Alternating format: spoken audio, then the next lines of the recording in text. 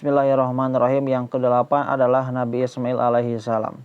Beliau adalah putra Nabi Ibrahim dari istri yang kedua, yaitu Siti Hajar. Sebelum Nabi Ismail lahir, Nabi Ibrahim itu hijrah dari Palestina, dari Babilonia ke Palestina.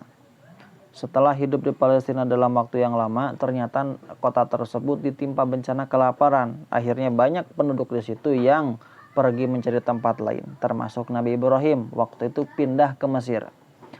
Setelah lama di Mesir, beliau pun bersama istri pertamanya yaitu Saroh pergi kembali lagi ke Palestina dan mendapatkan hadiah dari seorang raja Mesir berupa hamba sahaya perempuan namanya Hajar, yang mana ini nanti menjadi ibu daripada Nabi Ismail.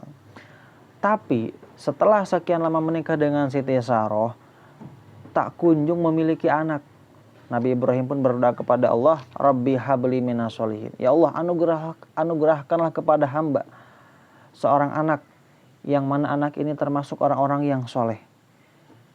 Istrinya Siti Saroh itu seakan merasakan apa yang bergejolak dalam hati Nabi Ibrahim, sehingga Siti Saroh pun berkata kepada Nabi Ibrahim, sesungguhnya Allah telah menakdirkanku untuk tidak memiliki keturunan dan hendaknya engkau menikahi Hajar budakku. Nabi Ibrahim pun atas desakan istrinya akhirnya menikahlah dengan Hajar. Setelah menikah dengan Hajar, lahirlah seorang anak laki-laki yaitu Nabi Ismail. Di sini muncullah rasa cemburu Siti Saroh mulai membesar kepada Hajar. Untuk menghindari hal-hal yang tak diinginkan, Siti Saroh pun meminta kepada Nabi Ibrahim untuk membawa mereka berdua jauh dari tempatnya karena cemburu tadi. Bersamaan dengan waktu itu, Allah Subhanahu wa taala mewahyukan kepada Nabi Ibrahim untuk membawa Hajar dan Ismail ke Mekah. Atas petunjuk Allah, berhentilah di suatu tempat, di suatu lembah yang sunyi jauh dari keramaian. Di situ Nabi Ibrahim alaihissalatu wassalam menempatkan keduanya dan berdoa kepada Allah, Rabbana ya Allah ya Tuhan kami, inni askantu min zurriyati. Sesungguhnya aku telah menempatkan sebagian dari keturunanku biwadin, di suatu lembah, ghairi dzi zar'in, yang tidak ada tanam-tanaman, inda baitikal muharram, di dekat Baitul Muharram. Rabbana liyuqimus shalah. Ya Allah, yang mana hal demikian agar mereka mau mendirikan salat. Faja'al af'idatan minan nas, maka jadikanlah orang-orang itu cenderung kepada mereka. Warzuqhum minas samarati, dan berilah rezeki dari buah-buahan, la'allahum yashkurun, mudah-mudahan mereka mensyukurinya. Atas perintah Allah, Nabi Ibrahim pun meninggalkan mereka berdua dan kembali lagi ke Syam. Setelah perbekalan habis, Siti Hajar dan Ismail yang berdua itu, Siti Hajar mencari ke suatu bukit. Mendatangi satu bukit yang mana namanya adalah Bukit Sopa. Berharap ada dan menemukan air, sumber mata air. Kemudian turun lagi kepada bukit yang lain sambil berlari-lari kecil. Ketika sudah di atas, berharap melihat sekelilingnya, berharap ada air, ada sumber mata air. Peristiwa ini bolak-balik dari Sopa ke Marwah, dari Sopa ke Marwah sampai 7 kali. Ketika mendekati Marwah, datanglah malaikat Jibril memanggil dan mengajak dan membawa Siti Hajar. Siti Hajar lalu menghentakkan kakinya dan muncullah air. Dengan rasa bahagia dan tergesa-gesa diambillah air tersebut. Malaikat Jibril berkata, Zam, kumpullah. Zam, kumpullah. Zam, berkumpullah. Sampai sekarang disebut dengan mata air Zam-Zam.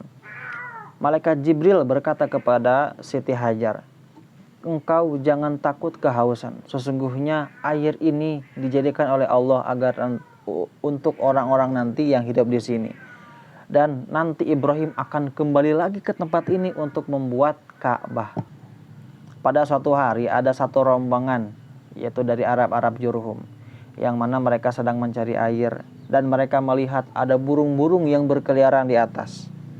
Mereka menduga pasti kalau ada burung di situ ada air. Mereka pun menyusuri tempat burung mengitari itu dan ternyata betul di situ ada air dan Siti Hajar beserta anaknya yaitu Nabi Ismail.